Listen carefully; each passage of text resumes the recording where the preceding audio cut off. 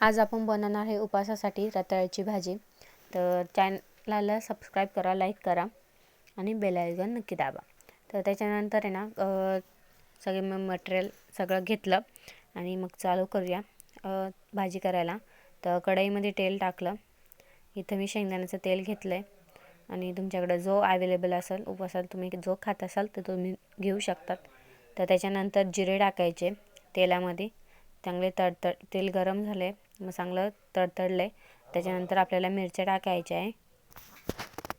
मिरच्या तडतडल्या चांगल्या आणि त्याच्यानंतर आपल्याला घालायचे रताळ्याची चकल्या त्या ह्या मी आहे ना बटाट्याची जी वेफर करायची किसणी आहे त्याच्याने टाकेले आणि त्याच्यानंतर सगळ्या मी टाकून घेतले आणि त्याच्यानंतर मी मीठ टाकते।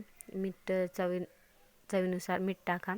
खूप छान लागते, भाकरीबरोबर खा नाही तर रेड्याबरोबर खा। चॅनल आवडत असेल तर लाईक सबस्क्राइब करायला विसरू नका।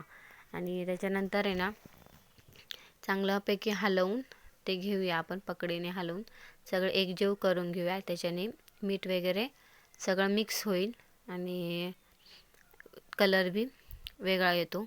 आणि त्याच्यानंतर आपल्याला त्याच्यावर आहे ना कोथिंबीर घालायची बारीक चिरलेली, कारण ते नंतरून थोडं गाळ टाईप होईल ना त्याच्यामुळं।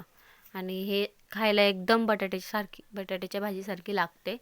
तर हे बघा, आता मी तुम्हाला दाखवते। हे बघा शिजल्यावर सेम जसं की आपण बटाटाच केलाय त्याच्यामुळं खूप छान लागते आणि गोड खाऊन खाऊन कंटाळा येतो।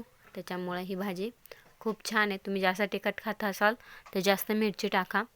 आणि खूप असं सुंदर असं सुगंधसुद्धा सुटलेला होता। आणि त्याच्यानंतर आपल्याला घालायचं आहे कूटाने ना काय होतं की त्याचे जे एकत्र होईल ते थोडं सेपरेट होतात आणि चव चांगली येते। आणि त्याच्यानंतर आहे ना आपण ते मस्तपैकी हलवून आणि चांगलं एकजीव करून घेऊया। आणि हे बघा अशा पद्धतीने तुम्ही सगळं हलवून घेऊ। आणि ते काय आहे ना तो जास्त चकल्या केल्यामुळं ना त्याचा गाळ झाला आहे थोडासा माझा, पण म्हणजे एवढा पण नाही झाला आहे, थोडासा झाला आहे।